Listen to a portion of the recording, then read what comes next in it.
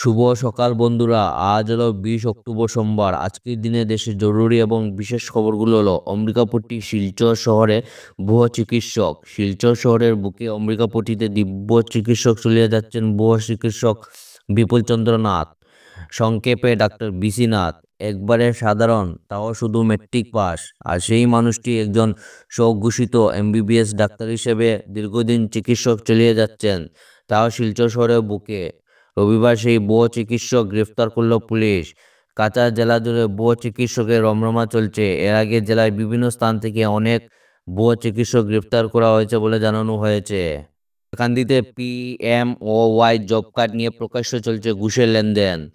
প্রধানমন্ত্রী আবাস যোজনার পিএমওয়াই গৃহ পাইয়ে দেওয়া জিও ট্যাগিং জব কার্ড তৈরি করে পাইয়ে দেওয়া নামে হাইলাকান্দি জেলা জুড়ে বেলাগ্রাম দুর্নীতির অভিযোগ উঠেছে। জেলার বিভিন্ন জীবীর একাংশ, পঞ্চায়েত প্রতিনিধি, গ্রাম পঞ্চায়েত কার্যালয়ের একাংশ কর্মী এবং দালালদের যুগ সাজে প্রত্যন্ত গ্রামাঞ্চলে গরিবদের পকেটে কাটা হচ্ছে।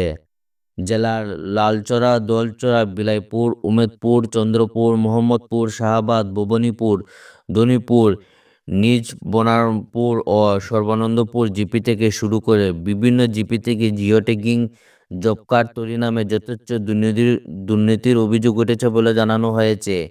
এ নিয়ে সামাজিক মাধ্যমে অনেকেই প্রতিবাদ সোচ্চার হয়েছেন। লালচরা, দোলচরা, বিলাইপুর, উমেদপুর, চন্দ্রপুর জিপিতে শাসক দলের অনেক নেতাকর্মী, পঞ্চায়েত কর্তারা ওই কেলেঙ্কারিতে জড়িয়ে পড়েছেন বলে অভিযোগ তুলে এ ব্যাপারে তদন্তক্রমে বিহিত পদক্ষেপ গ্রহণের জন্য শাসক দলের জেলা স্তরের কাছে জানানো হয়েছে বলে। পরবর্তী খবরটি হলো জাস্টিস ফর জুবিন, ব্যবহারকারীর সংখ্যা বেড়ে 20 লক্ষাধিক। জুবিনের মৃত্যুর 1 মাস পূর্ণ হলো। প্রথমবারের মতো অসমবাসী জুবিনবিহীন দুর্গাপুজোয় কাটিয়েছেন। এরপর ছিল কাতি বিহু, সামনে আবার দিওয়ালি। সামাজিক মাধ্যমে অনেকে অনুরাগী রিলস শেয়ার করছেন, যাতে দেখা গেছে তুলসীর নিচে প্রদীপ জ্বালিয়ে জুবিনকে স্মরণ করা হয়েছে। প্রসঙ্গত, অনুরাগীরা প্রত্যেকটি সামাজিক মাধ্যমে জাস্টিস ফর জুবিন হ্যাশট্যাগ ব্যবহার করেছেন। এই হ্যাশট্যাগ ব্যবহারকারীর সংখ্যা 2 মিলিয়ন অতিক্রম করেছে বলে জানানো হয়েছে। ত্রিপুরায় 11 বাংলাদেশি, 10 রোহিঙ্গা গ্রেফতার। উৎসবের মরশুমে সীমান্তের নিরাপত্তা জোরদার করেছে সীমান্ত নিরাপত্তা বাহিনী বিএসএফ। এই বাড়তি নজরদারি ফলে রবিবার ত্রিপুরা জুড়ে 2টি ভিত্তিক অভিযানে মোট 11 জন অনুপ্রবেশকারীকে আটক করা হয়েছে। এর মধ্যে 11 জন বাংলাদেশি নাগরিক এবং 10 জন রোহিঙ্গা শরণার্থী বলে জানানো হয়েছে। বিএসএফদের কর্মকর্তা জানান, আগরতলা থেকে রেল স্টেশনে বিশেষ করে অভিযান চালিয়ে 11 জন বাংলাদেশিকে আটক করা হয়। তার বৈধ কোনো পরিচয়পত্র, ভ্রমণ নথি ছাড়াই দেশের অন্যান্য রাজ্যে যাওয়ার চেষ্টা করেছিলেন। প্রাথমিক জিজ্ঞাসাবাদ তারা স্বীকার করেন যে ত্রিপুরা সীমান্ত দিয়ে অবৈধভাবে ভারতে প্রকাশ করেছেন। প্রাথমিকভাবে ধারণা করা হচ্ছে তারা কর্মসংস্থানের উদ্দেশ্যে পশ্চিমবঙ্গ বা দিল্লি যাওয়ার পরিকল্পনা করেছিলেন। একই দিনে উত্তর ত্রিপুরা জেলার দোলাই সীমান্ত এলাকা থেকে বিএসএফ আরও 10 জন রোহিঙ্গাকে আটক করে। তাদের মধ্যে নারী ও শিশু রয়েছে। পরবর্তী খবরটি হলো চাকরিতে চা জনগোষ্ঠীর 3% সংরক্ষণ ঘোষণা মুখ্যমন্ত্রী। চা শ্রমিকদের উত্তরণের বিভিন্ন পদক্ষেপ। রাজ্য সরকারের প্রথম ও দ্বিতীয় শ্রেণীর চাকরিতে চা বাগানের যুবক যুবকদের জন্য 3% পদ সংরক্ষণ করা হবে। এ ঘোষণা করেছেন মুখ্যমন্ত্রী ডক্টর হিমন্ত বিশ্ব শর্মা। রবিবার জোরহাট জেলার মরিয়ানি কলেজের খেলার মাঠে অনুষ্ঠিত অসম চা জনজাতি ছাত্র সংস্থার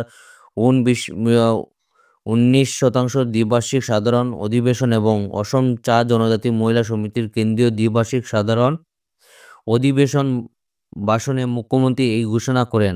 অনুষ্ঠানে তিনি চা জনজাতি ছাত্র সংস্থাদের বীজ রোপণ করা সাইমং সিং হর এবং সন্তোষ তপনের প্রতি গভীর শ্রদ্ধাঞ্জলি জ্ঞাপন করেন। তিনি বলেন, চা বাগানে কর্মরত শ্রমিকদের অধিকার প্রতিষ্ঠা, বাগান মালিকদের শোষণ বঞ্চনা থেকে চা শ্রমিকদের মুক্ত করা এবং বাগানের শিকার প্রসারের মহান উদ্দেশ্যে সামনে রেখে চা জনজাতি সমাজের যুব প্রজন্মকে উন্নতি করার প্রচেষ্টা চালিয়ে যাচ্ছেন। জোর কদমে চলছে রামকৃষ্ণনগরে মেডিকেলের কাজ। উদ্বোধন 27-এ। যুদ্ধকালীন তৎপরতা চলছে রামকৃষ্ণনগরে মেডিকেল কলেজের কাজ। হায়দ্রাবাদের কেএমবি কনস্ট্রাকশন নির্মাণ কাজ চালিয়ে যাচ্ছে। 2027 সালের প্রথম দিকেই নির্মাণ সম্পূর্ণ করে রাজ্য সরকারের কাজে হস্তান্তর করবে নির্মাণকারী সংস্থা। প্রাথমিক ব্যয় ধার্য করা হয়েছে 678 কোটি টাকা। 27 কিংবা 28 ছাত্র ভর্তি হয়ে ক্লাস শুরু হওয়ার কথাও রয়েছে। ইতিমধ্যে রাজ্যের মুখ্য সচিব কাজের অগ্রগতি খতিয়ে দেখে গেছেন। চলতি মাসের 24 অক্টোবর রামকৃষ্ণনগরে আসছেন ডক্টর হেমন্ত বিশ্ব শর্মা। ওই দিন তিনি শুধু মেডিকেল কলেজের পাশে নির্মাণ মিনি স্টেডিয়ামে সভা করবেন বলে জানানো গেছে। দেখবেন মেডিকেল কলেজে ভবনের কাজের অগ্রগতিও। এদিকে মুখ্যমন্ত্রীর সভাকে ফলপ্রসূ করে তুলতে জোর তৎপরতা শুরু করেছিলেন বিধায়ক বিজাল মালাকার। রাতাবাড়ি বিজেপি কর্মকর্তা ছাড়াও জেলা বিজেপির কর্তারাও এ নিয়ে রয়েছেন ব্যস্ত। মুখ্যমন্ত্রীর সভায় 20,000-এরও অধিক মানুষ জমায়েত হবেন বলে জানানো হয়েছে।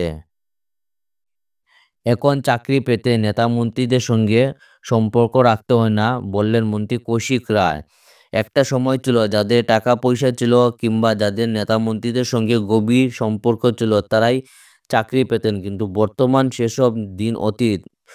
মুখ্যমন্ত্রী ডক্টর হিমন্ত বিশ্ব শর্মার নেতৃত্বে রাজ্যের যোগ্য ছেলেমেয়েরাই চাকরি পাচ্ছে। তাদের চাকরি পেতে একটি টাকাও খরচ করতে হচ্ছে না, আর নেতা মন্ত্রীদের সঙ্গে গভীর সম্পর্ক রাখতে হচ্ছে না। বর্তমান এখন পর্যন্ত অত্যন্ত 2 লাখ চাকরি দেওয়া হয়েছে, আর এইসব চাকরির যোগ্য প্রার্থীরাই পেয়েছেন। মেধার ভিত্তিতে রবিবার লক্ষ্মীপুরে আয়োজিত প্রজ্ঞা যোজনা শীর্ষক সংবর্ধনা অনুষ্ঠানে এই মন্তব্য করেন বরাক উপত্যকা উন্নয়ন বিভাগের মন্ত্রী কৌশিক রায়। আজকে ছিল এগুলাই বিশেষ বিশেষ খবর। ভিডিওটি ভালো লাগে চ্যানেলটিকে সাবস্ক্রাইব করবেন। ধন্যবাদ বন্ধুরা।